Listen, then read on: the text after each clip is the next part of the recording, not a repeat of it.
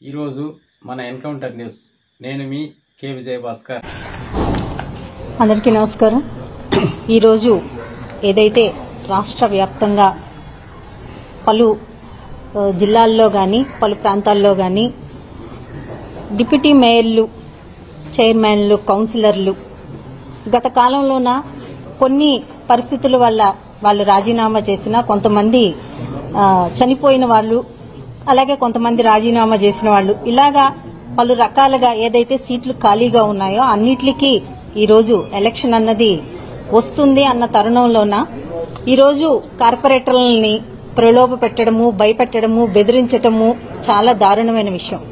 ఎందుకంటే ఒక సింబల్ మీద గెలిచి ఆ సింబల్ కి అనుగుణంగా ఉండకున్నా, ఆ పార్టీకి అనుగుణంగా ఉండకున్నా, ఆ పార్టీ అధినేత ఈరోజు ఒక రాజకీయ భిక్ష పెట్టిన పార్టీని వదిలి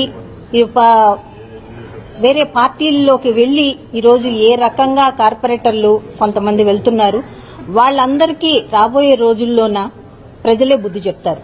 కానీ ఉన్న కార్పొరేటర్లని ఈరోజు ప్రతిపక్షంలోన మేము ఉంటే ఈరోజు మమ్మల్ని పూర్తి స్థాయిలో స్థానిక సంస్థ ఎన్నికల్లోన 98% 2021లో మేము గెలవడం జరిగింది. అటు పంచాయతీలు గాని, ఇటు కార్పొరేషన్లు గాని పూర్తి స్థాయిలో వైఎస్ఆర్సీపీ పార్టీనే ఇంకా ఉండటం మెజారిటీలోన అందరికీ తెలిసిన విషయమే. కానీ ఈరోజు పూర్తిగా ప్రలోభ పెట్టి, వాళ్ళని భయపెట్టి, బెదిరించి ఈరోజు కార్పొరేటర్లని తీసుకెళ్లటం గాని, కౌన్సిలర్లను తీసుకెళ్లటం గాని చేస్తున్నారు. ఇది చాలా దారుణమైన విషయము.